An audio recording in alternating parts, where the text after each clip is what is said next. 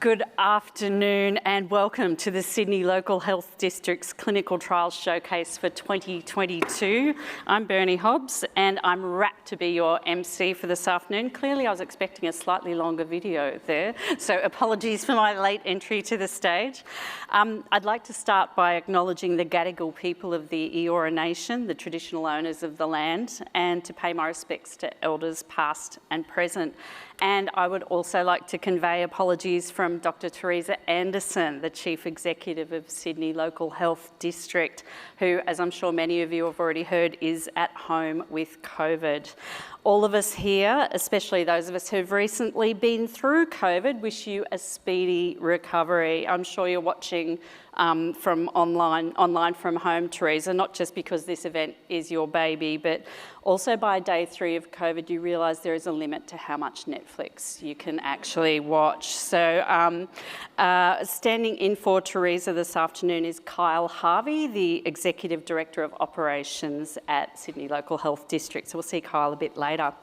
I'd also like to acknowledge members of the Sydney Local Health District Board, Sydney Research Partnership, our sponsors, community members, staff and delegates from the district, New South Wales Health and beyond. So today's event is being live streamed, so little wave to the cameras, make everyone at home feel a little wave, thank you. Yeah, that's right, give the love to the people who can in no way contract COVID from this afternoon's proceedings. We're also filming and taking photos this afternoon, so if you don't want to be featured in the district's merch for the next year or so, just put your hand up now and we'll get the photographers to avoid you. Okay, just, see, I think you're a value add, but no, that's right, it's your call, totally your call. A little bit of housekeeping before we begin our fantastic program of presentations and then eventual award ceremony.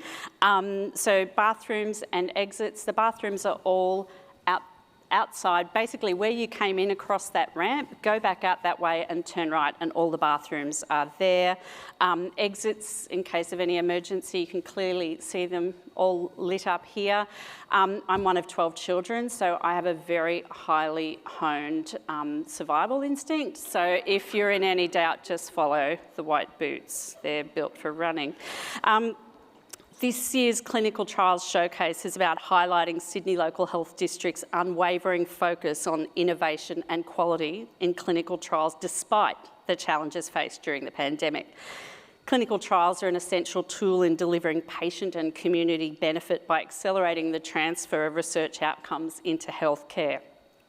And I know this is no news to you, but there are 600 clinical trials in the district at any given moment. And I know that's your bread and butter, but for someone from outside the sector, that is a stonking number of trials to have going on. So give it up for everyone in the district who's involved with really discerning the evidence base for good practice and better health outcomes. Expanding capacity to undertake specialised and innovative trials is a high priority for the district because it gives consumers access to new and cutting-edge treatments. The district's committed to a culture where research is embedded in everything that's done, and there's a lot of excitement for the future opportunities that will ultimately deliver innovative, evidence-based health promotion, prevention, care and outcomes in our community, which is reflected in the division's activities across CHIRP, the Camperdown Health, Education and Research Precinct, and the broader Tech Central Precinct. So this afternoon is about clinical trials, patient engagement and innovation. And we also have a room full of people from a wide range of research fields, and we know that collaborative partnerships are core to a strong and sustainable research agenda. So I know Teresa really feels very strongly about this. Definitely pay attention to all these terrific presentations, but when it comes to afternoon tea time, get networking, okay? That's how we build those collaborations and make sure that there's more cross-fertilisation. But for now, let's stick with the showcasing. And I would like to introduce our first speaker who's giving the keynote presentation, really setting the tone here. High quality clinical trials, National Clinical Trial Governance Framework. Our speaker is Dr. Bernadette Aliprandi-Costa. Bernadette is the Manager of Safety and Safety and Quality Improvement Systems and Intergovernmental Relations at the Australian Commission on Safety and Quality in Healthcare. She is all about quality. The Commission leads and coordinates national improvements in safety and quality of healthcare based on best available evidence. Bernadette's PhD is in health outcomes. It was a quality PhD. From the University of Sydney, she's led programs in hospital settings, developing quality report frameworks and designing and managing clinical quality registries. So please, to give us an overview of high quality clinical trials and what this move means, please join me in welcoming Dr. Bernadette Aliprandi-Costa.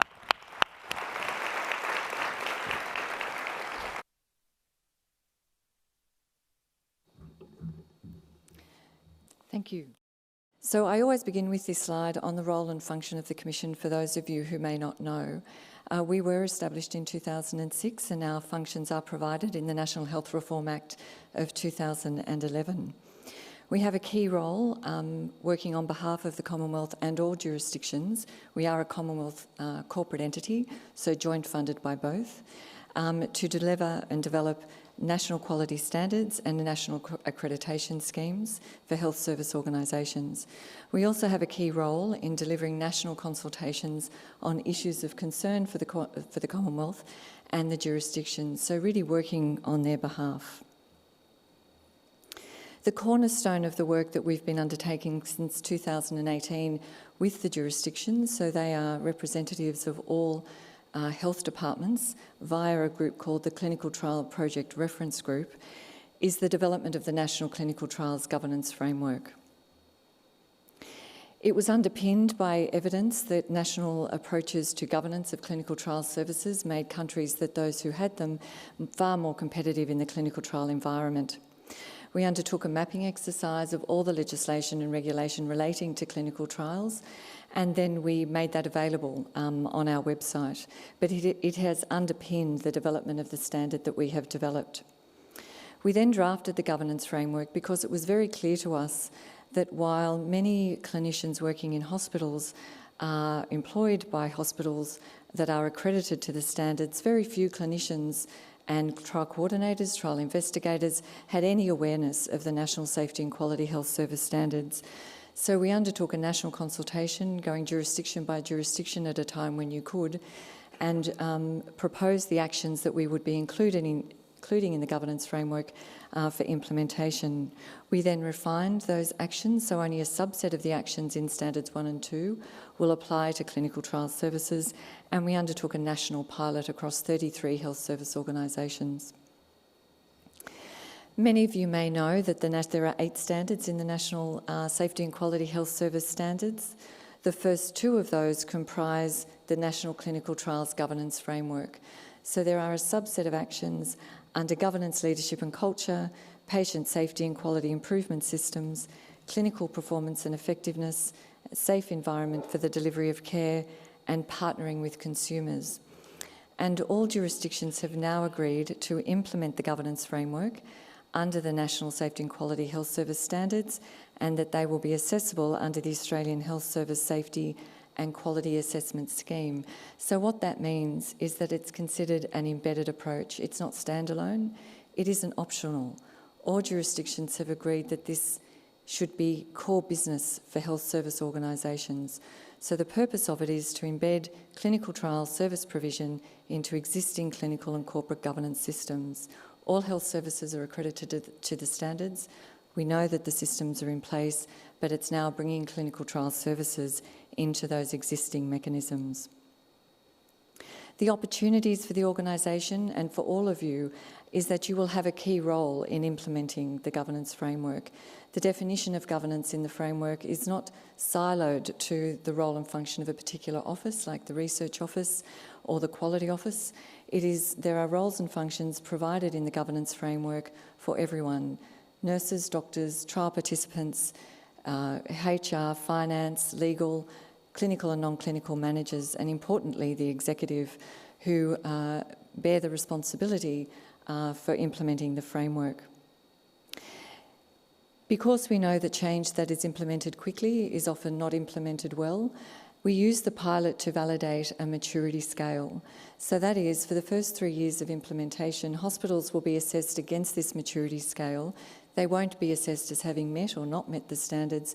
We do want to give all health services 3 years to implement the systems and processes for clinical trial services into their organisational and operational plans. So the work underway by the Commission to support health services implement the governance framework is we've refined the framework, we've provided additional strategies and examples of evidence that a health service might provide to an accreditation assessor. That's now available on our website. We also have developed some case studies which are really instructive. We developed those through the pilot, and one of the case studies that has been developed and will be published shortly is a case study on Sydney Local Health District.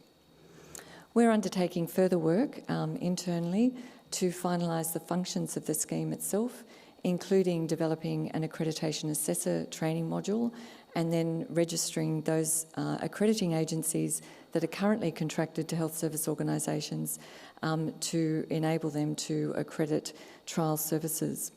We're training our advice centre staff and updating our tools and resources, and we will be implementing a series of workshops in the last 6 months of this year and throughout the next 3 years as a priority. So the Commission is very committed to working with each of you, each health service individually, to assist you implement the framework.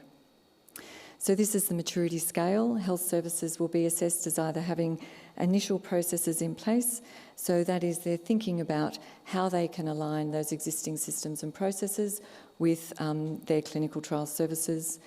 They will be assessed as having growing systems in place. So they have evidence there for an accreditation assessor demonstrating that they have met some of the requirements of an action and they have plans to address the gaps. And those that will be assessed as having established systems are those that are essentially meeting all the actions in the framework. The second piece of work to support the implementation of the framework are consultations currently underway on the National Clinical Trials One-Stop Shop. The objective of the One-Stop Shop initiative is to integrate key processes and existing national systems for clinical trials and research to reduce the administrative burden and navigation burden for investigators, health services, sponsors, sites and administrators. So if you conceive that the National Clinical Trials Governance Framework is to embed clinical trial service provision into existing clinical and corporate governance systems, the purpose of the One-Stop Shop, a concept developed by the CTPRG, is to harmonise systems and processes.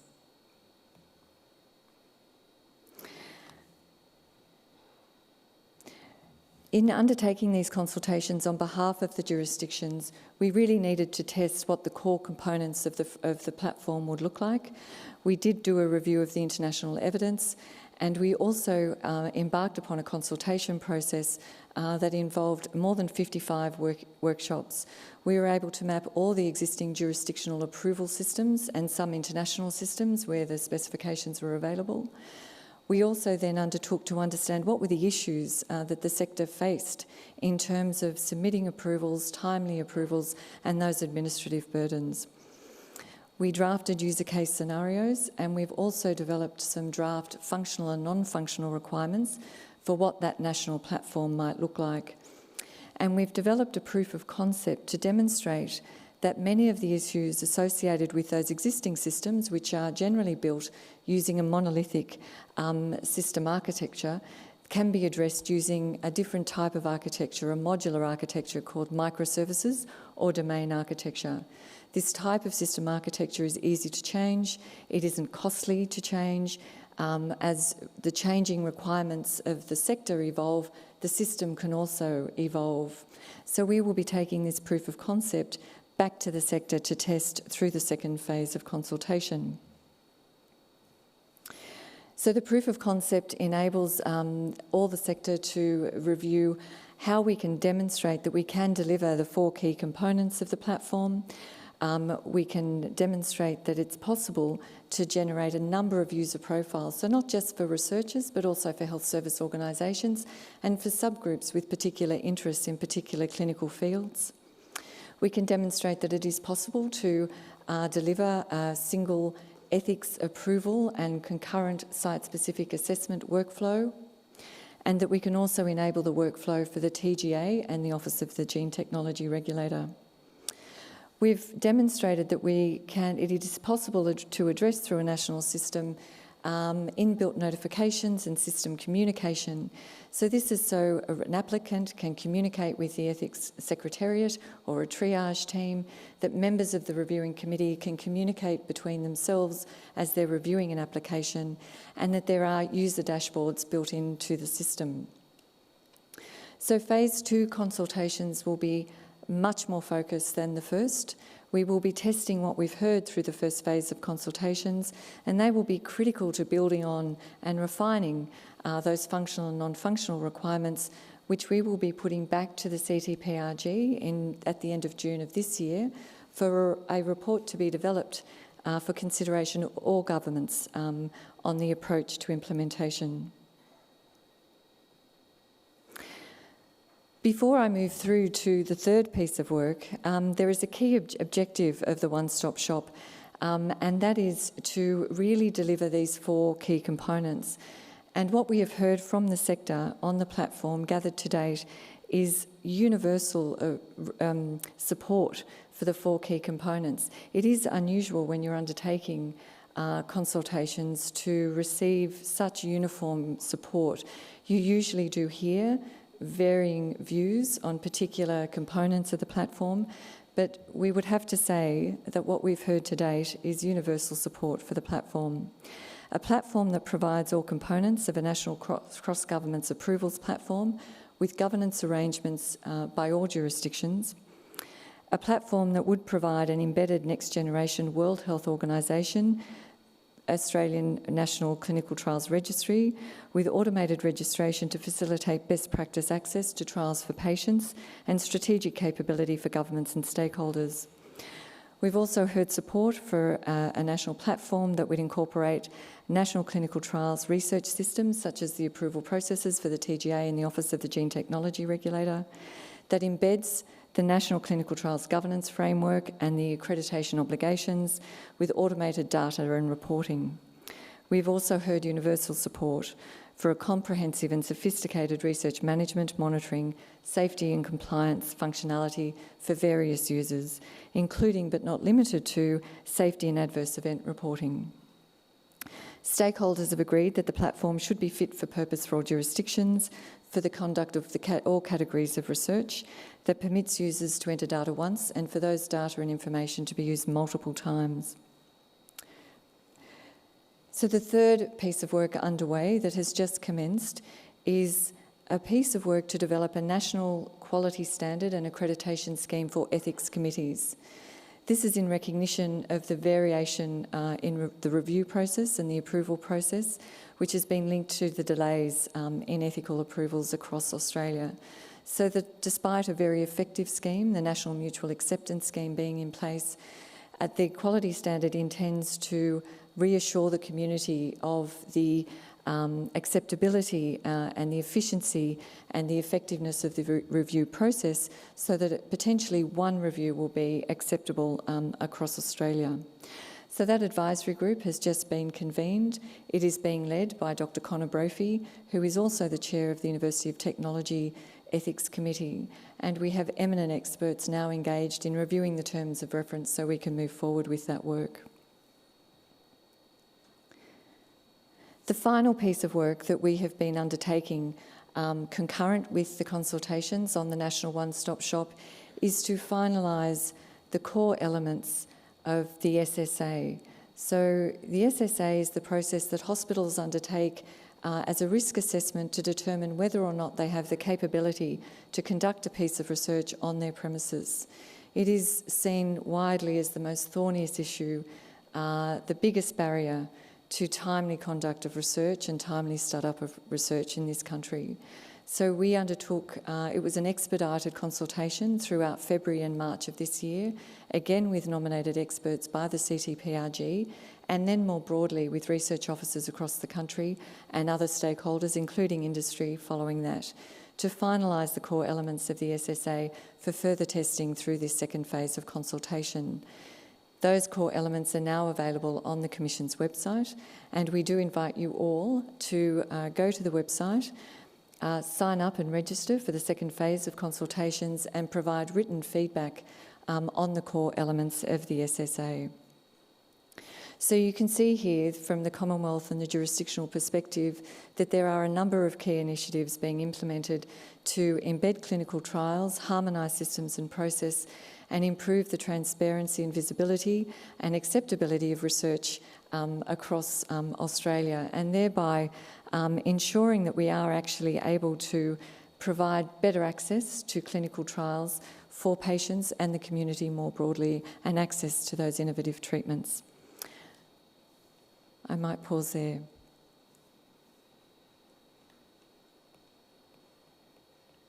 Thank you.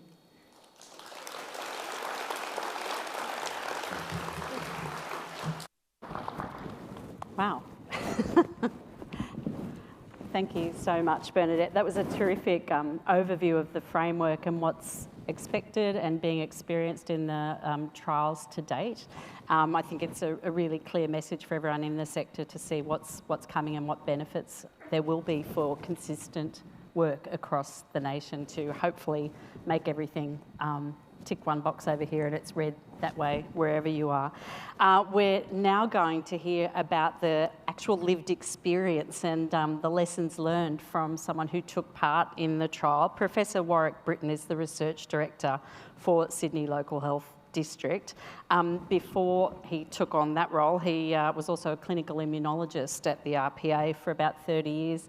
He retired quite suspiciously, I think, at the end of 2019. Like, I'm not going to draw any lines there, Warwick, but I leave it to everyone else to...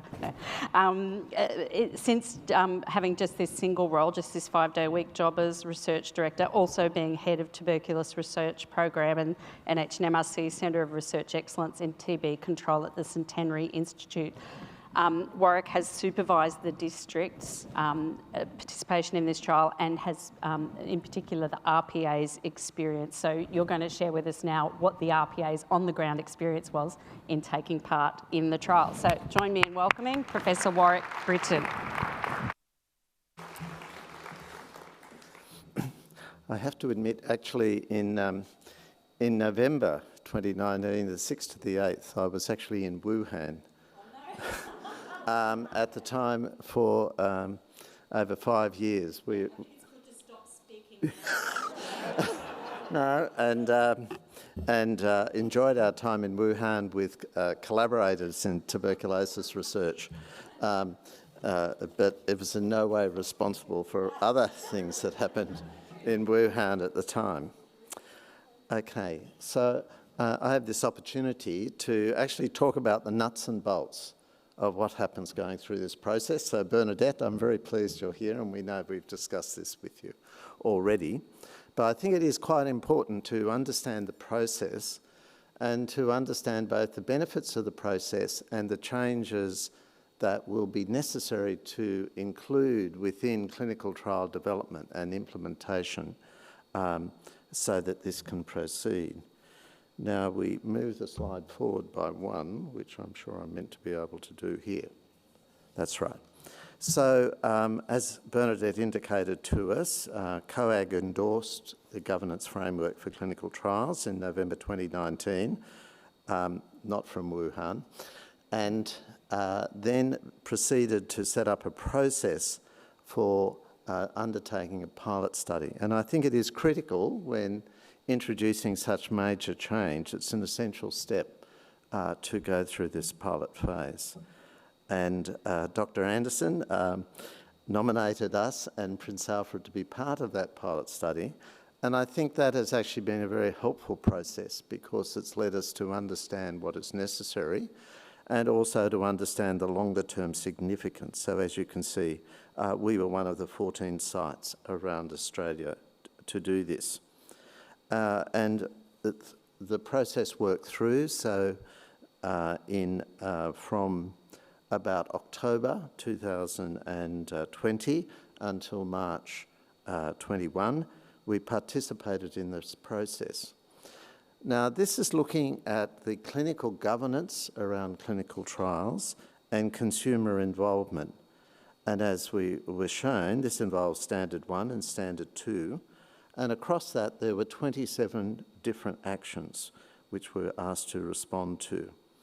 We had a process of mentoring with some external consultants, and I think actually into the future it's critical to have consultants who've actually been involved in clinical trials in the nitty-gritty to actually be able to engage and support people going through this process.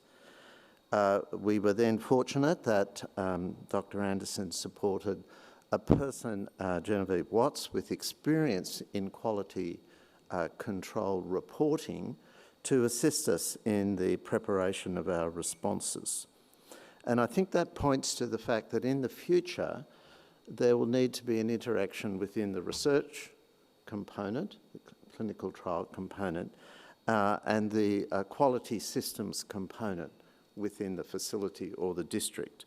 And I think facilitating that interaction will be a long-term benefit. As part of the process, as well as developing the documents, and you can see that under Standard 1 there were 268 documents uploaded, and under Standard 2 130 documents uploaded. So we, the very much royal plural of Genevieve and Morella and Louise, went through and documented. Many of this information is available, but it's not actually available in the context of clinical trials. And I think having gone through that process at Prince Alfred, from the district's point of view, we now have that wealth of information for Concord or Canterbury or other facilities. But as well as that, there is an interaction with people conducting the clinical trials. And as part of the process, oops, not quite sure why that disappeared. But as part of the process, we were asked to nominate 36 clinical trials, and then 6 of those were selected for investment. And that actually involves an interaction particularly with the sponsors of the clinical trials, and that is another element within the governance framework, that in fact, when it comes to a particular clinical trial, one needs to have the sponsors involved. So if we could have the next slides, we have a slide which actually shows what are the requirements and what we learnt. If not, I'll tell you what we learnt. Okay. So the lessons that we learnt is that this is not just a system for the HREC. I'm not saying this just to protect Morella, but I'm saying it requires the whole institution. And we appreciate the board and the executive involvement through the general managers, through the senior people in many staff. I think one of the benefit, and Christine Giles is here, the thing which I've seen that has changed an attitude to research in the district over the last 10 years is having a subcommittee of the board engaged with research and education. In other words, it is part of the whole organisation that research and education are part of our fundamental activities. So I appreciate that, Christine. And then we met with our 36 trial units, 6 units conducting 36 trials, and prepared them for the accreditation visit. And during that accreditation visit, they met with a whole series of people around the conduct of clinical trials. One of the things to the future, as was mentioned, we have 600 clinical trials in the district. Which ones of these clinical trials are going to be assessed? And determining that process, I think, will be an important component. Now, of the lessons learnt, we need to have all levels of the system. I've highlighted having a dedicated quality manager, and in the future, that interaction between clinical trial conduct and quality management. And I think into the future, when clinical trials are being designed, or particularly their implementation in a health facility, it will be important to think about clinical governance and consumer involvement at that time point. And we use various technologies to help the process. The next point is that we also detected there were differences, as we know, between different types of clinical trials. And this is particularly important in the area of consumer involvement. So for pharma trials, where pharma come with a clinical research organisation and a set protocol, if there has been consumer involvement, it's quite distant, and it's not a process that we've engaged in, which is quite different to investigator-led trials, of which there are many in the district, or trials which have been sponsored by research groups within the cancer space, within haematology and other areas. And that consumer involvement needs to be from the start. It varies for the type of trial, and I think we obviously asked for trials where we knew we had very good working relationships with the clinical research organisation, and they came and participated in the review process. That may not always be assumed to be the case, and we need to, in a sense, work together with pharma in this process.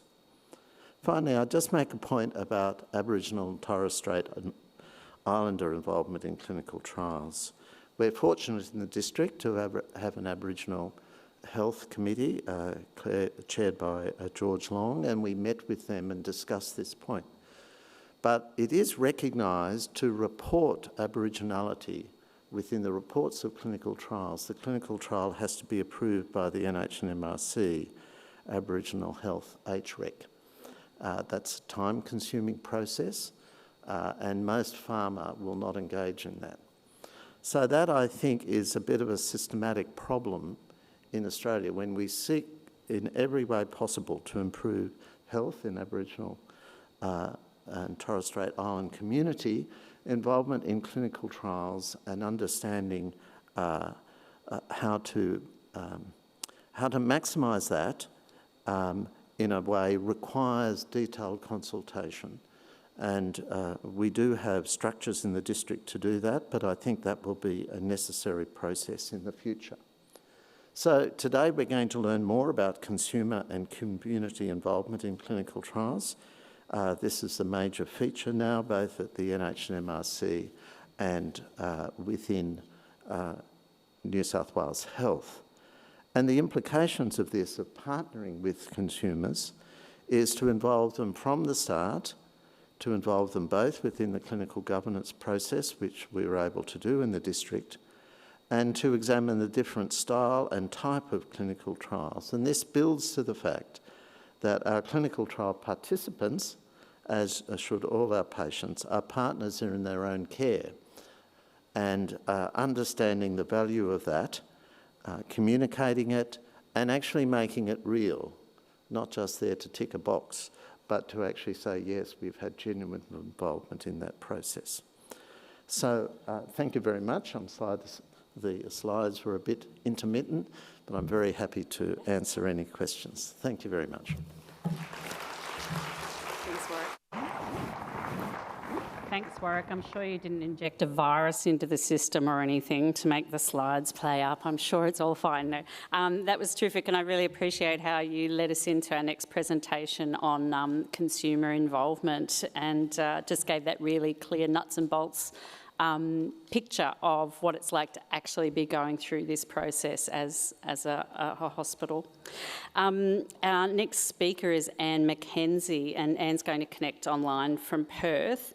And as Warwick alluded to, she'll be speaking on building effective partnerships with with consumers. Anne's held professional and voluntary roles as a consumer advocate for the past 3 decades, and since 2004 she's worked in research organisations to increase the community voice in research. She's developed and implemented organisational frameworks for consumer and community engagement, including training for researchers and communers, resources and publications on implementing involvement, and facilitating a range of priority settings projects. Please join me in welcoming at a distance Anne McKenzie on building effective partnerships with consumers.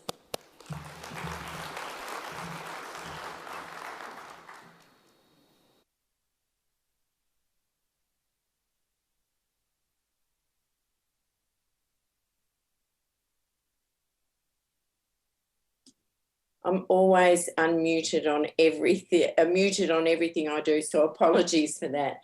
Thanks very much for having me today. And before I start, I'd like to acknowledge the traditional owners of the lands we're all meeting on. I'm on lands of the Noongar Nation here in Perth, and I pay my respects to elders past, present and emerging. So if you could put my slides up, please. Thank you very much. Look, today I'm going to give a quick roundabout through why I got involved in this work, and then talk about where that's led me to, and then ultimately share with you some good practice examples of clinical trial work that I've been involved in over the past few years. So a little bit about me. I got into this work in the early 90s. My youngest daughter, which is the baby's in the arm of that very young looking Anne there, was born with a disability, and I became the first parent advocate at Princess Margaret Hospital in Perth, as it was known at the time. So I think that started me on this journey. And then in 2004, I was very fortunate to get a role at the University of Western Australia and Telethon Kids Institute, where I was establishing the first formal program for consumer and community involvement, and the first role of its kind in Australia, way back then, when consumer and community participation or involvement was certainly not the norm that it is today. I was able to develop some good practice examples which have been recognised, and then I think, having that example of developing frameworks and training workshops and a whole lot of resources enabled me to develop some very strong networks and links across the country and certainly internationally. And they have helped me develop the training programs that we offer out of Telethon Kids now. The other thing that it has given me from those links and networks across the country is opportunities to be involved in a range of projects as the consumer advocate, and sit on national committees to put forward the consumer voice. But particularly relevant is I've been a consumer advocate on a lot of the work to develop the framework for clinical trials with the Commission on Safety and Quality, and working with Bernadette and her team, and then now on the committee that's looking at the one-stop shop. So that's been really a fabulous part of my experience over the last nearly 20 years. So next slide, please.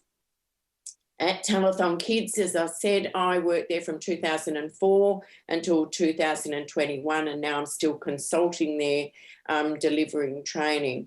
But we at Telethon Kids have had 2 decades of an organisation-wide consumer and community involvement program and strategy. And for me, I think the key ingredients are what is listed there, and that is having senior level champions. My first boss at Telethon Kids was Fiona Stanley, and certainly I have to say, if Fiona Stanley was Australian of the Year a few years ago because of her eminent research career, and she was a champion for this program, and certainly the new director, Jonathan Karapidis, is exactly the same. There was always funding for dedicated roles and funding to develop the training and resources that we have at Telethon Kids been recognised internationally as providing good practice. And as I said, it has allowed us to develop strong networks and collaborations, which have been fantastic. And it's a goal of the Institute's strategic plan. So I think these are the things that have enabled us at Telethon Kids, and I say us because I do have an honorary position there, and as I said, I'm still delivering training, etc. for them. But I think that they're the sort of things that you need to be looking at to have in your health services or in your networks or health districts, to think about how this is going to work effectively.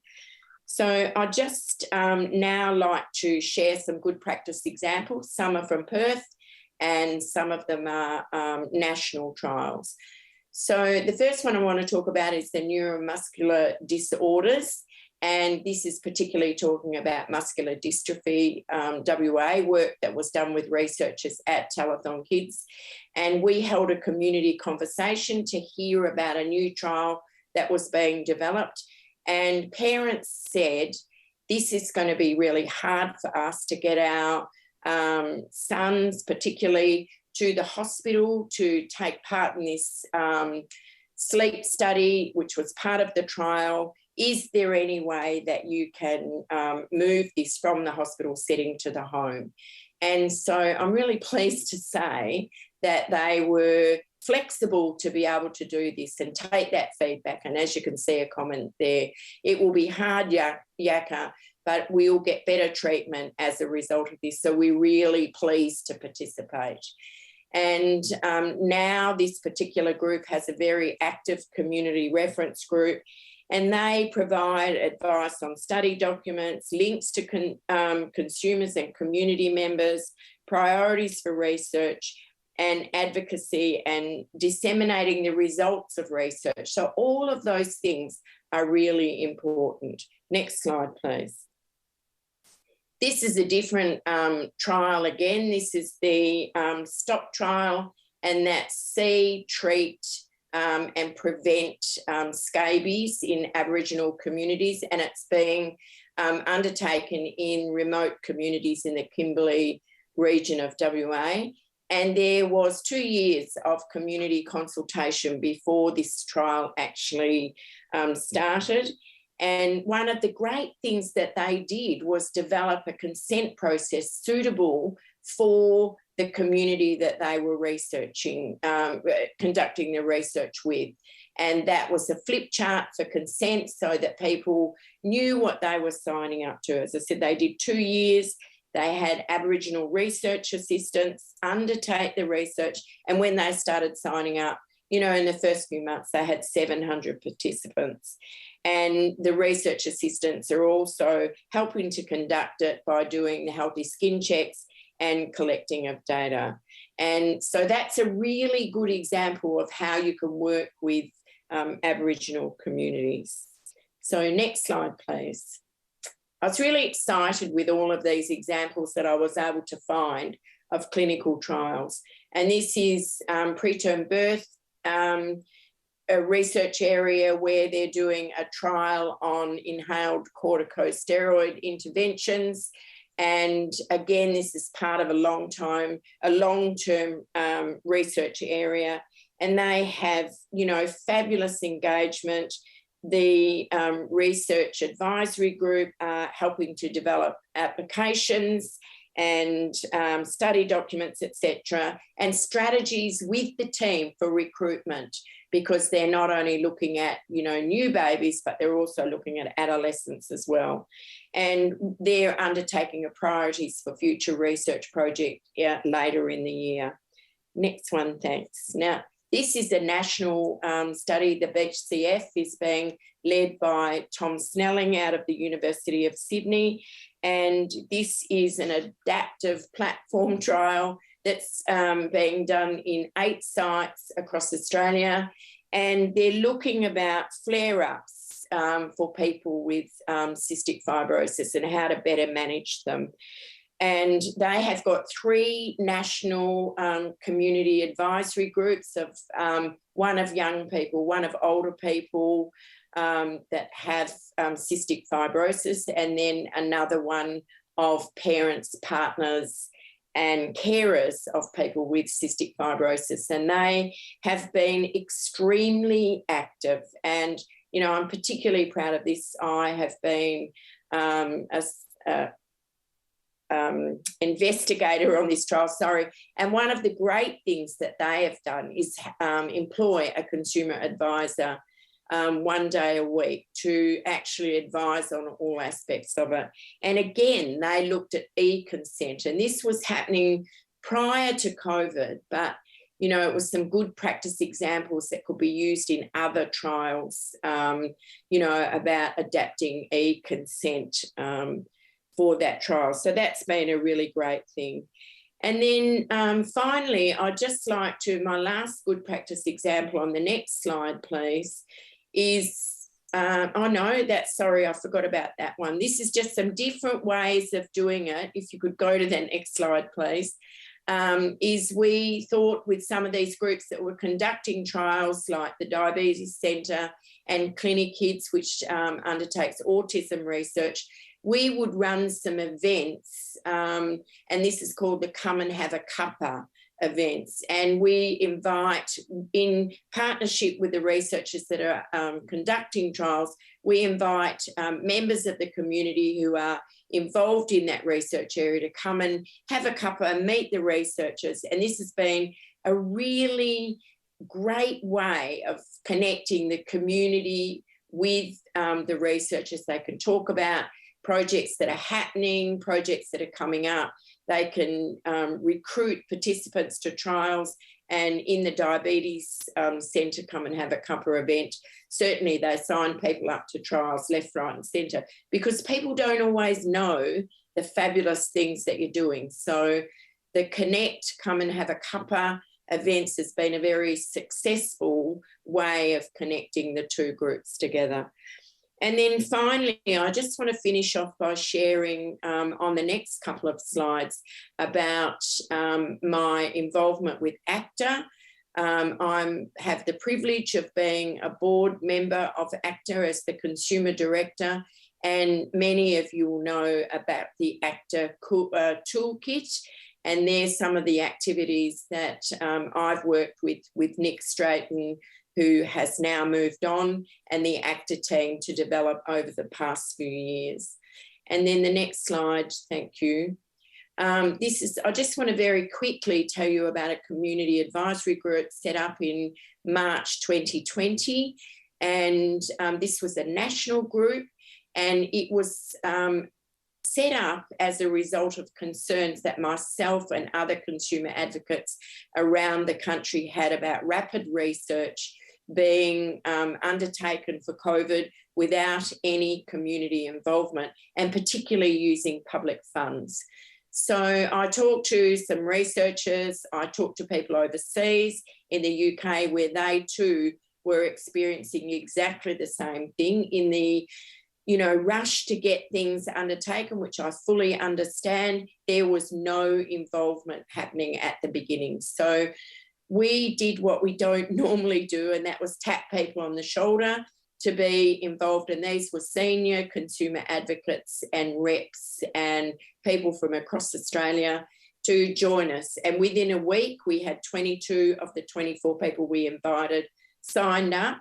And yes, there were more members from Western Australia because, of course, it was being subsidised. The committee was being supported out of Telethon Kids. But the people that were involved had a range of ages from 20 to 70 plus, and they had a wide range of interests and experiences, and that was infectious diseases, heart and lung diseases, cancer, disability, mental health, education, Aboriginal health, and of course consumer advocacy. Now this group provided advice particularly on research projects, but on two international trials developing core outcome sets for critically ill patients, and the COCO trial, which is another international trial, and then 6 local and national projects. And that was the CDAP trial, the data analytics platform out of University of Sydney, the ASCOT trial out of the Doherty Institute, and then COVID-19 priorities for future research, and the Coronavax, which is being led out of WA. So this particular group was in the NH&MRC's ethics guidelines for future pandemics as a good practice case study. And then if you'd pull up the next slide for me, please. there's just some of the comments from researchers where, you know, they were very appreciative of having this very experienced group at their disposal. And we met something like about 20 times virtually.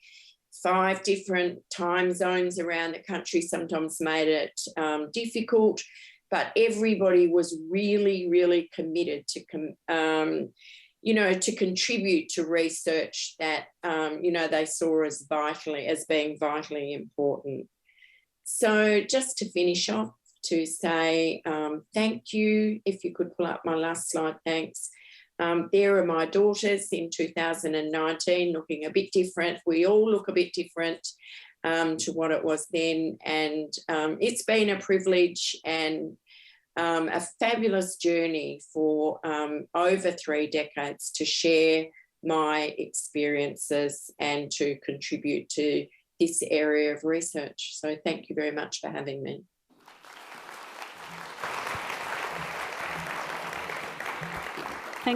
Thank you so much, Anne. That was such a terrific presentation, and what a journey to go from, in the last 3 decades, that culture shift where now consumer involvement is not just seen as a legitimate and integral part of clinical research, but actively sought out as well. I mean, I just think that's mind-blowing. And some of those figures, the 700 participants in the Indigenous communities in the Kimberley within a few months from having Indigenous research assistants involved in part, and just the variation in the cystic fibrosis trial, the 3 community advocacy groups of different ages.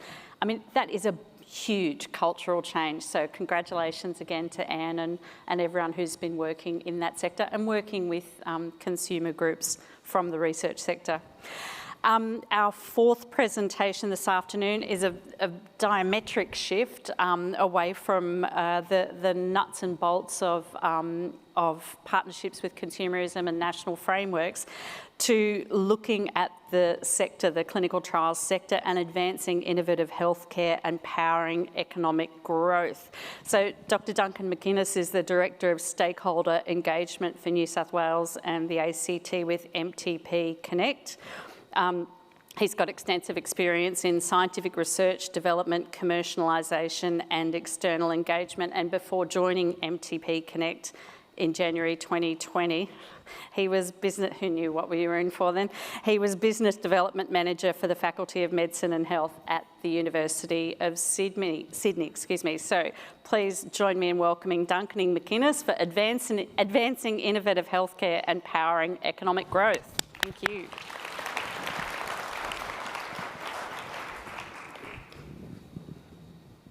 Thank you very much, Bernie, and good afternoon, everyone. Before I begin, I'd like to acknowledge the traditional owners of the land on which we meet and pay my respect to elders past, present and emerging. It's been a while since I spoke to a crowd this big, but if I get nervous, I'll just imagine you all without your masks on and I should be fine. MTP Connect is Australia's industry growth centre for medtech, pharma, biotech and digital health in Australia. We're a federally funded organisation, but we're an independent not-for-profit group. We're set up to do good things to help build the sector in Australia. Our 4 key goals are around improving commercialisation and collaboration, helping build workforce skills, doing things to help people access the global supply chain and markets, and doing things relevant to the policy and regulatory space.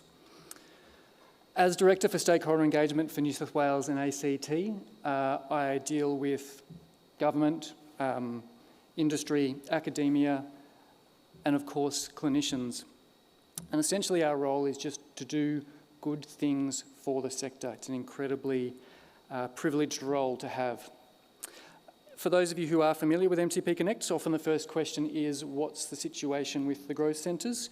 Our funding at the moment is guaranteed until the end of June this year, and we're allowed to keep the money that we have until June 30, 2023.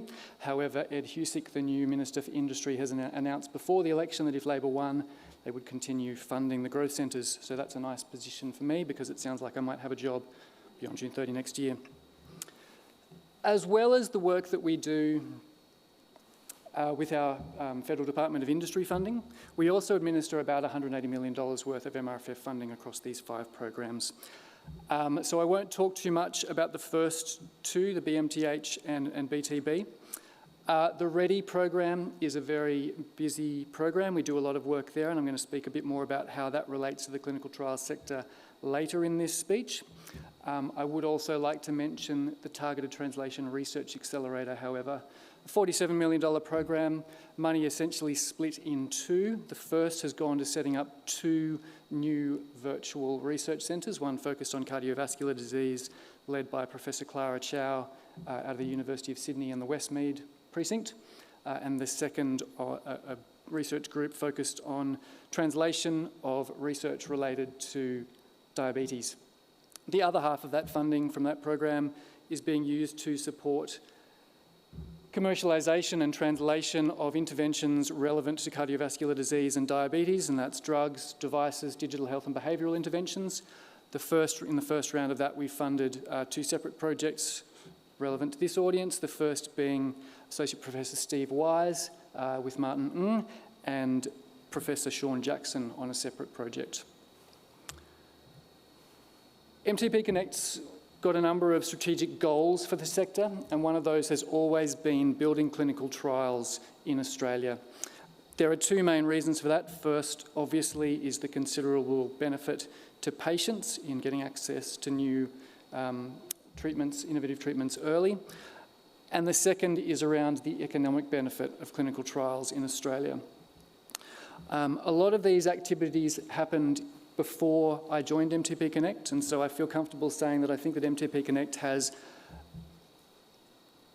has that skipped forward? It has contributed significantly to the sector. I'm not going to go through all of these, but I would like to highlight MTP Connect's involvement in funding the Ab Initio project, housed in RPA, focused on manufacture of drugs for early stage trials, and also our support of the Australian Cardiovascular Alliance's project, Venturi Clinical, aimed at encouraging and facilitating early stage medical device trials focused on cardiovascular disease.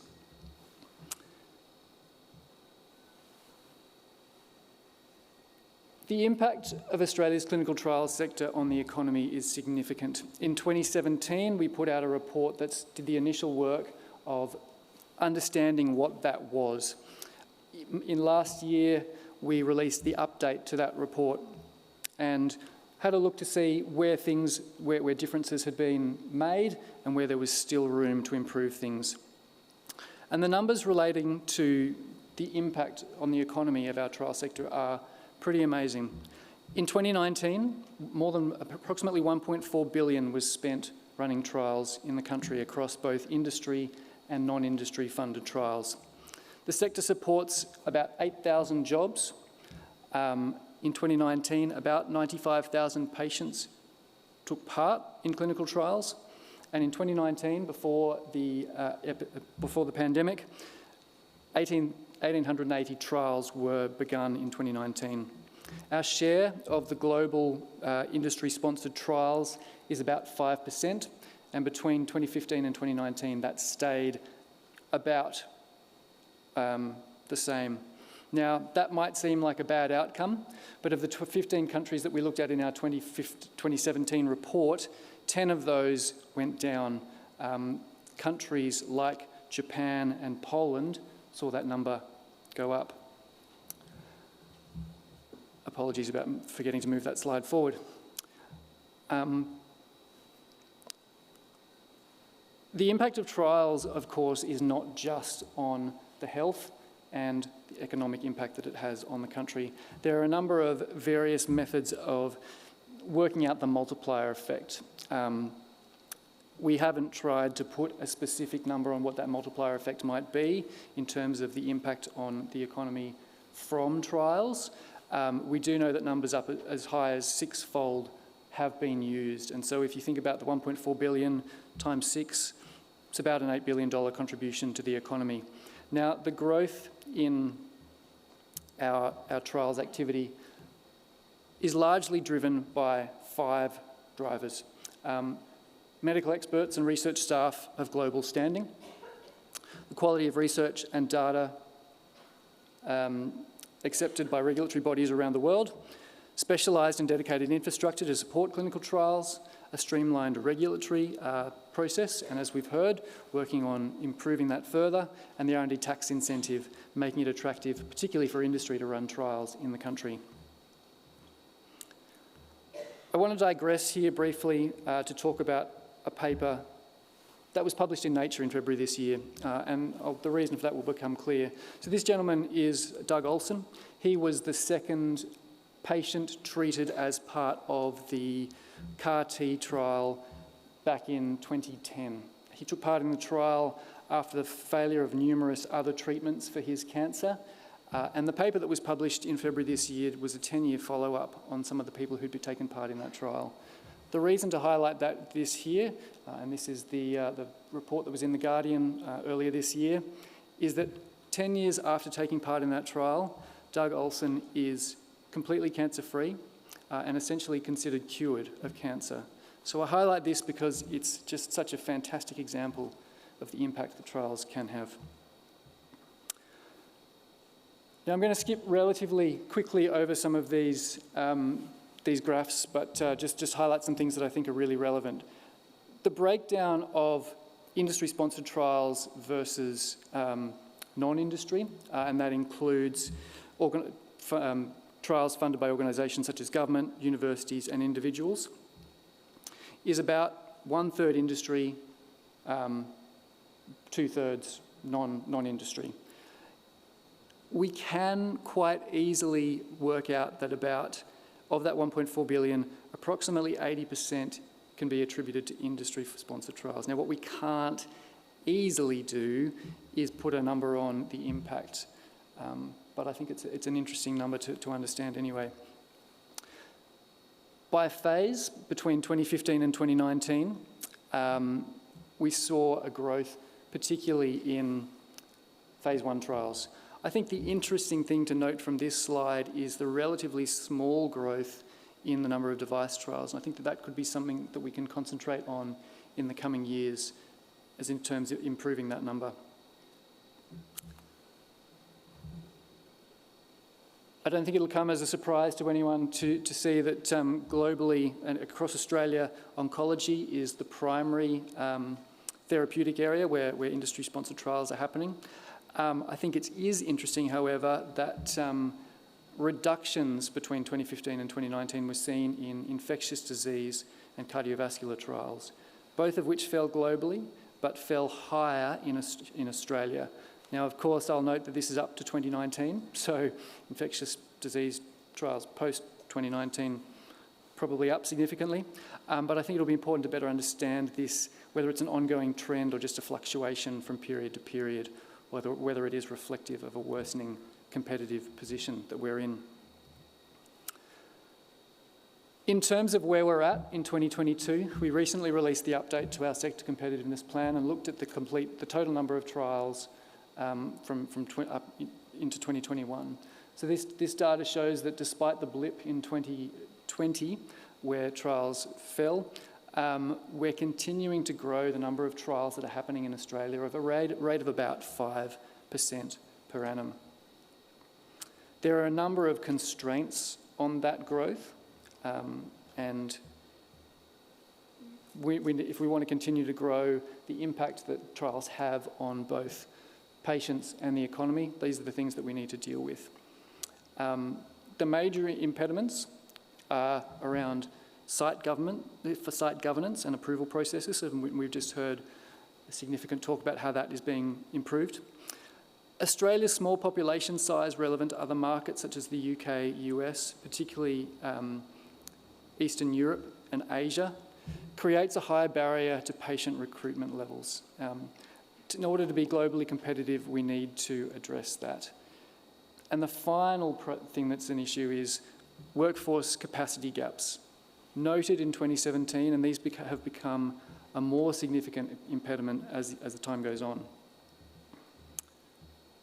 The 4 priorities for our clinical trials sector to ensure resilience and growth are around increasing efficiencies in ethics and governance, and I think there's a lot of work being done in that space already. We have to ensure that we have the workforce, and we need to be ensure that we're increasing patient recruitment. Now, there are a number of ways that we can do that. Increasing patient centricity and providing equitable access will be a huge contributor to that. The move towards decentralised trials and further adoption of teletrials will assist as well, and efforts to raise patient and clinician awareness of the value of clinical trials will contribute there as well. Over the past 4 years, we've seen significant improvement in the collection of data relating to clinical trials, but there remain to be priorities where we can improve the collection and the transparency of that data. I want to move now to some of the work that we're doing around skills in order to help build the sector. And come back to the READY program that we run. So the READY program is a $32 million MRFF program focused exclusively on building workforce skills. Some of the work that we're doing in order to improve the trials sector, very recently we announced the outcome of a number of programs that will be run by various consortia. So the first is being run by ARCS in collaboration with a number of groups, including Sydney Local Health District as part of Sydney Health Partners, I believe. And this is a targeted program all around training clinical research associates. So one of the main constraints on the growth of the sector is a lack of qualified CRAs and clinical trials coordinators. So the second piece of work that we're doing is around training clinical trials coordinators led by Praxis. There will be, again, a placement in New South Wales, South Australia and Queensland as part of a 0.6 FTE internship program. I'd also like to draw your attention to this program, which is also currently open at the moment. The READY Fellowships, which have been incredibly successful to date. We've just received some more funding to run again. And I see I have 1 minute left, so I'm going to have to speak quite quickly. Professor Pyle Mukherjee is one of our successful fellows, and so if you're interested in learning a little bit more about that, I would suggest talking to her. The point of the fellowship is not to lure academic or clinical researchers out of their current careers into industry, but to give them an understanding of what it's like working in industry in order to work better with industry that they can take back to their position. If you're interested in learning a little bit more about the skills gaps that we've identified and their relevance to the clinical trial sector, you can find this report on our website. So look, where to next? We've heard a lot of information about diversity in clinical trials, and it's going to be incredibly important. The other really important piece that we've just heard about, and I think is really elegantly put in a paper that I've put there.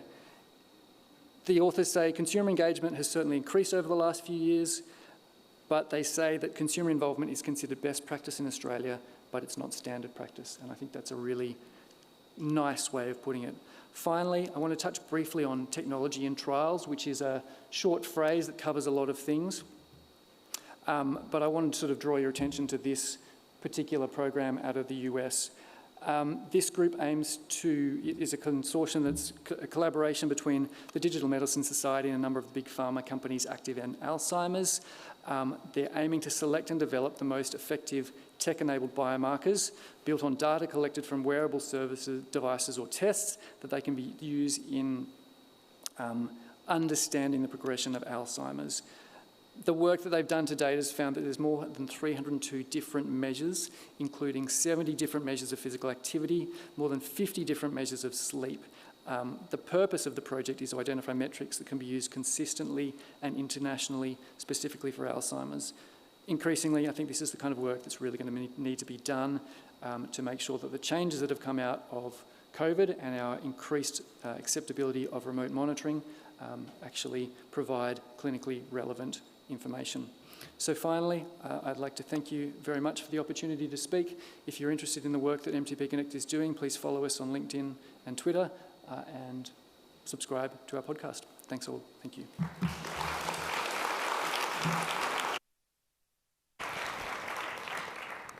Thanks very much, Duncan, and thanks for making the effort to stick to time. You were pretty rubbish at it, I have to say, but thanks for making the effort. No, luckily we're a bit ahead in time, so there was no need to come up and drag you off the stage kicking and screaming. I don't know if everyone else noticed, but the lead author on the paper that you showed about consumer advocacy was Anne McKenzie, our previous speaker, and I liked the point that you made about the involvement of consumers being best practice but not standard practice. I know that was right towards the end of it, but yeah, there was a lot in that talk, and I think it's given us a really clear picture of where we sit internationally, where some of the things are that we need to focus a bit more on, and where we're doing well. So thank you very much for that, Duncan. And like all of our other speakers, you'll be sticking around at least for the start of afternoon tea, so if you do want to catch up with our speakers, make sure you jostle them out there and have a good conversation. It's time for our final presentation. We're moving into what's becoming more the future that is now in clinical trials, and that's digital and virtual health in clinical trials. And we have two presenters tag teaming. Dr. Owen Hutchings is the clinical director of RPA Virtual Hospital. If you haven't come across RPA Virtual, they've got a great video on the website that explains it all and makes it very clear that it's much more than telehealth or, just take home an iPad. So as well as that, Owen's had extensive experience consulting patients in hospital-based urgent care and acute general practice environments, including hospital in the home. Our second speaker is Dr. Kheng-Seong, and Kheng-Seong is consultant colorectal surgeon at both RPA and Concord hospitals, and he's a principal investigator to the virtual care of acute diverticulitis, the ICAD trial, delivered through RPA Virtual as a district-wide initiative in collaboration. So please join me in welcoming our two speakers, Owen and Kheng-Seong.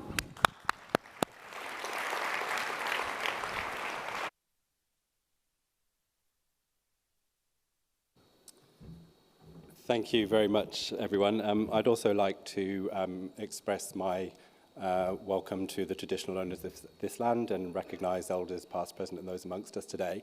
And thank you for the opportunity to talk about what's a very exciting research opportunity for Sydney Local Health District. As has been mentioned by previous speakers, there's incredible interest in the digital space, remote monitoring capabilities, both prior to but off the back of the COVID discussion. And I'd like to take this opportunity, or we'd like to take this opportunity, to talk to you about a very exciting trial that brings together digital health, clinical care delivery, a research trial, in a way that coalesces and brings together in a cohesive platform some of those opportunities and capabilities that I've described. And that would be, this looks very different to what I was expecting, but so the virtual care of acute diverticulitis. So this is looking at a virtual health opportunity delivered through RPA Virtual in close collaboration with our surgical and colorectal services within the district. So this is an extensive collaboration that's been in planning for quite some time. There was a little bit of delay due to the COVID conversation, but between surgical services, our Institute of Academic Surgery here in the district, importantly our digital health and ICT colleagues, as well as RPA Virtual Hospital through which their care will be delivered. A range of operative and non-operative pathologies were considered for this trial, and I'd like to thank particularly Professor Michael Solomon and the colorectal services for bringing or precipitating this idea and bringing it to RPA Virtual. So I'll just hand over to Kheng-Seong at that point. Thanks, Owen, and good afternoon to one and all. So why diverticulitis as the test model for this collaboration between RPA Virtual and surgery? Well, it's largely due to the prevalence of the condition. Diverticular disease, as some of you may know, is a condition that is maybe likened to wear and tear of the bowel and has been estimated to be present in over 2/3 of the Western population by the age of 80, with recent studies demonstrating this prevalence to only be increasing over recent years, and comes with that an increase in hospitalisation rates as well. Indeed, in 2019 alone, over 1,400 episodes of care were recorded for diverticulitis across the Sydney Local Health District, and with an average length of stay of more than 3 days, this equates to some 5,000 inpatient bed days per year for this condition alone. Now, the resource burden of this condition is really explained by the traditional management for acute diverticulitis, which involves hospital admission for a period of bowel rest, intravenous antibiotics, and inpatient analgesia. Recent data, however, such as presented in the DIVER trial from 2014, suggests that outpatient treatment for uncomplicated cases of acute diverticulitis can be safe and effective, with no impact on treatment failure or short-term quality of life outcomes. Such a treatment approach, however, is usually met by apprehension among surgeons due to challenges in being able to monitor patients' clinical progress in the community, the inability to detect the early deterioration of patients, and uncertainty regarding escalation pathways for the unwell patient. And all of this usually culminates in patients being admitted for at least a period of observation, if not more. So what we were wanting to come up with was a study project and a study design that would investigate the out-of-hospital management of diverticulitis patients using remote monitoring through RPA Virtual. But really, this trial is more than just remote monitoring. It's really wanting to deliver patient care very much identical to what patients would receive conventionally as an inpatient, but just translocated to their homes. And I think we've all been buoyed by the recent success of RPA Virtual during the COVID pandemic, but recognise that if we want to apply this model of care, of virtual health care to a surgical cohort, we really need to establish its feasibility and safety among surgical patients. And we believe that acute diverticulitis is that ideal first cohort due to the equipoise that already exists regarding its out-of-hospital management. So there were several specific aims to this study. First is to explore a virtual model of care through RPA Virtual for the out-of-hospital management of acute diverticulitis, to investigate the feasibility, safety and acceptability of this model of care, as well as maintaining a patient-centred focus in recording patient-reported outcomes, to inform, using these results, the basis for a confirmatory phase 3 clinical trial that investigates the benefit of this treatment approach, and from a health economics perspective, assess the costs and health outcomes of such a model in comparison with standard inpatient care. And we hypothesise that the ICAD model of care is feasible and safe for select patients with acute uncomplicated diverticulitis, and that patient-reported outcomes and experiences of ICAD patients are significantly better than those of their conventional inpatient counterparts. And the final hypothesis is that incremental benefits of the ICAD model will outweigh its incremental costs compared with conventional inpatient treatment.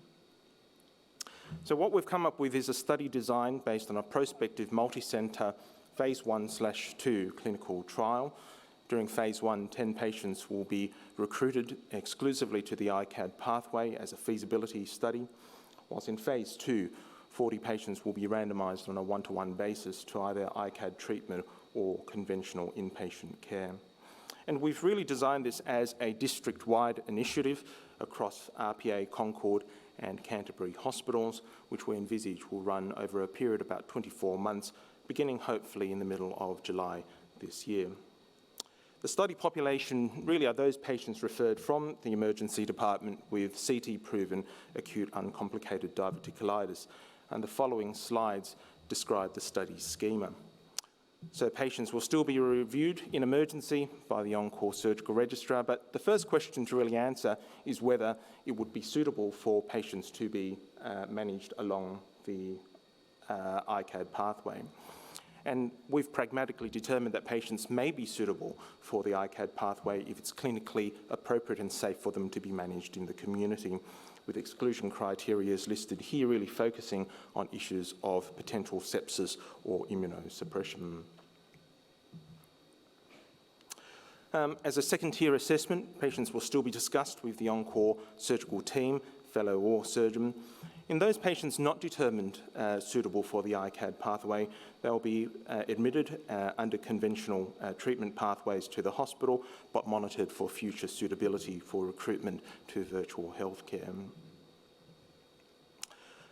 If it is agreed amongst all that a patient is suitable for the ICAD pathway, in phase 1, as I mentioned, all patients will be recruited to virtual monitoring and referred to RPA virtual, whilst in phase 2, 40 patients will be randomised on a one-to-one basis, either to control treatment or to virtual ICAD pathway care. And I might hand over back to Owen now, who will discuss the specifics of the ICAD pathway. So at this point in the trial schema, the patient will become, will come under the care of the virtual hospital, and this is really where the virtual care capability really comes into its own. So the patient would be referred to RPA virtual, registered to our colorectal virtual ward, force of habit, I apologise. They will undergo a very thorough assessment, which lists the criteria there, which involves the assessment of stability, trying to identify any clinical deterioration, measurement of vital signs through the remote wearable technological capabilities, as well as the delivery of the clinical components of the protocol, so the IV antibiotics, monitoring through blood tests, etc., delivered under the case management team that Kheng-Seong's outlined. Patients at the completion of the protocol, the clinical protocol, will be discharged back to primary care and general practice and appropriate surgical follow-up with the appropriate documentation and then that colorectal review 4 to 6 weeks later. Just to highlight, I won't go into this in detail, but just to highlight the rigour of the RCT, there's a very thoroughly documented clinical care protocol that will be followed, and that incorporates virtual medical assessments as detailed there. And then moving on to the nursing assessments, which really focuses around stability, the capturing of remote wearable monitoring, including your traditional observations, so that we can meet all of our policy obligations, as well as measuring of pain score, nausea score. And at the bottom there, clear documentation of what to do in certain circumstances depending on the parameters that are being gathered, including the pathology results, so that everyone has very clear inclusion, exclusion, escalation, and importantly, patient safety understanding. Clear discharge criteria at the conclusion of care, so that we know when a patient can safely be discharged off the protocol back to their usual care providers, as I've mentioned. Just talking about specifically for a moment the functionality that RPA Virtual brings and why is this being delivered through the virtual hospital. So it's really about leveraging the current functionality that we have in order to power that research and provide that evidence around clinical safety.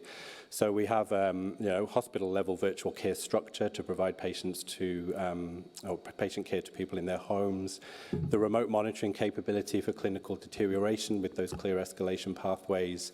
We're a generalist medical nursing allied health service with telehealth expertise that some of our speakers have alluded to. And importantly, having those treatment, investigation and medication management capabilities. And that includes a core component of the virtual hospital, which is Sydney District Nursing. So we have a in-person, in-home, physical presence, delivering antibiotics and monitoring to support the virtual care capabilities as well. We've highlighted the close links to special surgical services, but also to primary care and general practice for the provision of services at home. Just going to spend a moment talking about specifically the digital capability. So we work with a partnership through colleagues at Alcidion with the Maya Precision platform. And I'll just highlight some of the functionality of that provides us the EMR integration, both of the wearable devices, but also patient flow management and meeting the core components of the protocol, which it would be remiss of me if I didn't acknowledge the significant contribution from our ICT services and the significant collaboration there to realise that practicality. Our Alcidion colleagues are at the front, so please spend some time. They've got further information they're demonstrating, but just to highlight to you how the care is delivered. So we have a Maya Care app, a platform that is patient fronting, involves the collection of the information, the collection of the surveys, the collection of the clinical assessment patient information, as well as the clinical observations that we're obviously very interested in and critical to the model. That also involves a whole range of patient assessment questionnaires, which have obviously gone through the usual consumer engagement around gathering that clinical information. Just to, again, as I say, further highlighted outside in the showroom, but just to look at some of the patient flow management capabilities of that patient dashboard. So this is what our clinicians in the virtual hospital will be using to safely manage, coordinate and monitor care.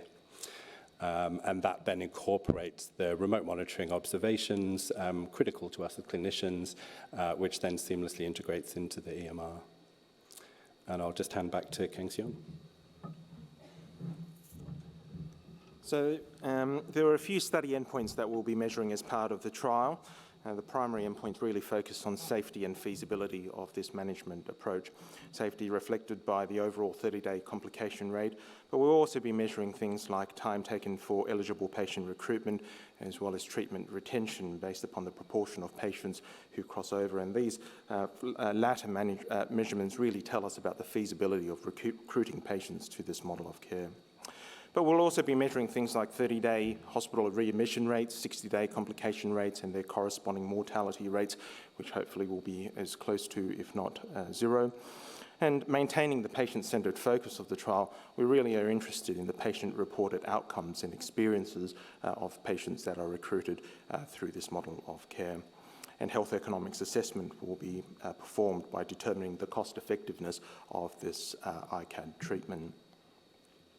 So, ladies and gentlemen, thanks for the opportunity to present just a brief snapshot of the work we've been doing in collaboration with RPA Virtual and Surgery, and where we've been able to really evaluate the feasibility, safety and patient-reported outcomes of a virtual model of care for acute diverticulitis. Through this trial, we're really wanting to clarify the potential of whether this condition can be managed completely out of hospital by engaging with our digital partners, as well as determining the cost-effectiveness of this model of care. More importantly, perhaps, though, through this trial, we're hoping that we can establish benchmarks for the future development of other models of care for other pathologies, including other non-operative disease processes such as acute pancreatitis, whether we can use virtual care to support perioperative acute day-only surgeries, and whether we can explore other modalities of virtual prehabilitation. Thank you very much, and we'd be happy to field questions after the session.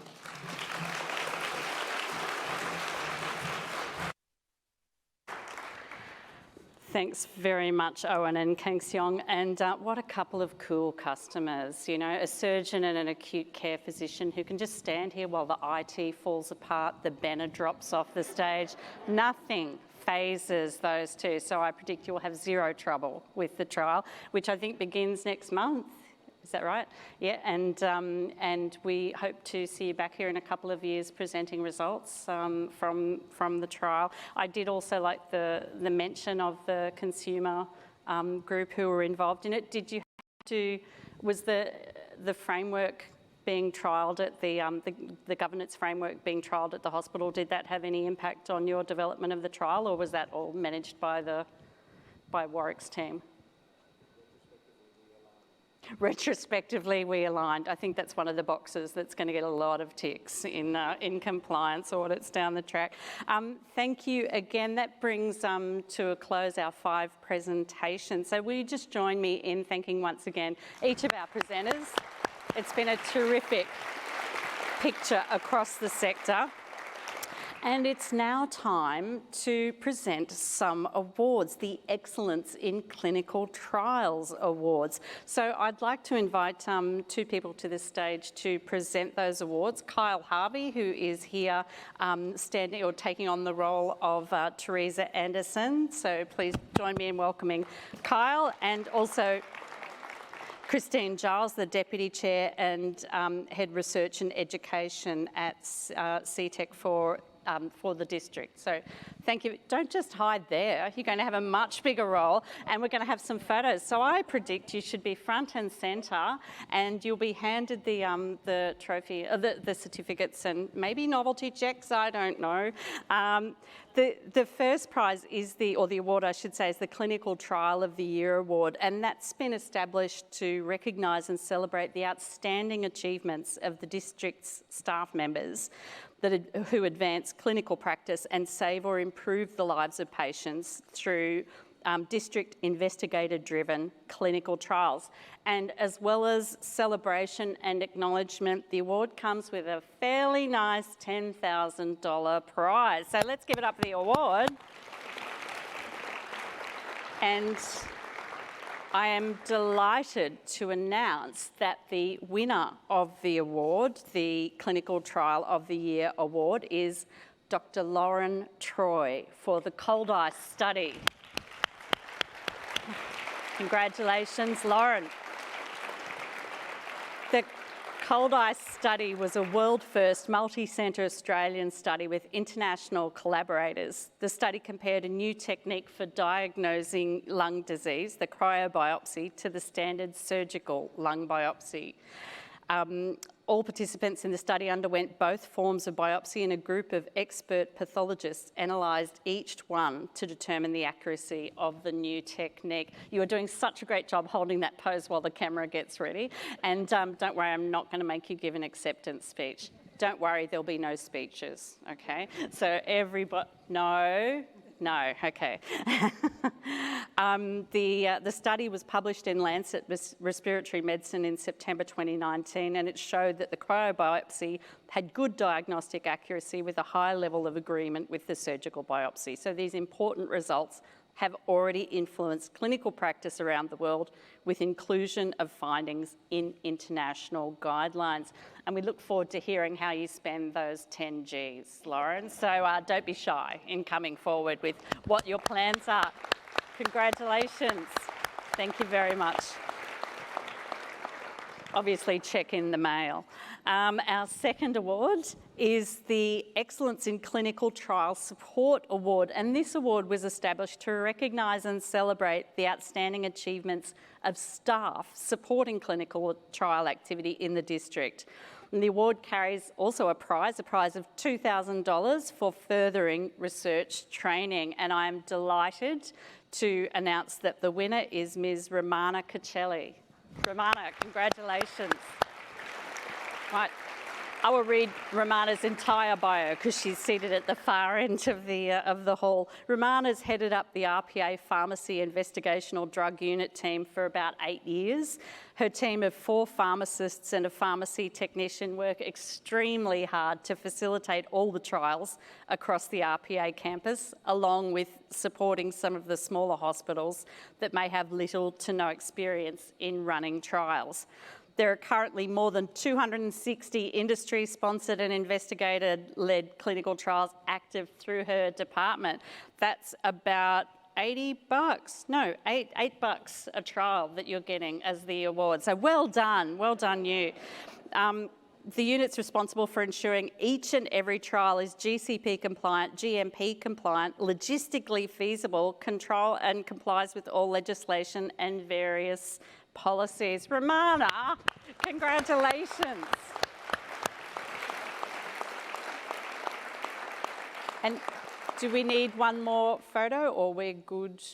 We're good with the photos? That's right. All looking great. Well done. Okay, congratulations, and please thank again Christine and Kyle. And that is it for our awards this afternoon. As I said, it's been a terrific spread of presentations this afternoon. It's great to end on celebrating some incredible achievements and really hard work. I do want to invite you all to stick around for the big idea and see who wins $45,000 for their big idea that could revolutionise healthcare and learn more about the commercialisation of research. So that's starting here at 3:30 p.m, and that'll be followed by the welcome cocktail event, a very healthy additive. Tomorrow, day 2 of the District's Sydney Innovation and Research Symposium, and that'll feature great keynote and special guests, a panel discussing big ideas for the future, snapshot sessions, the pitch, the great debate, and our Sydney Connect Exhibition Centre. So we've had heaps of people registering for the symposium.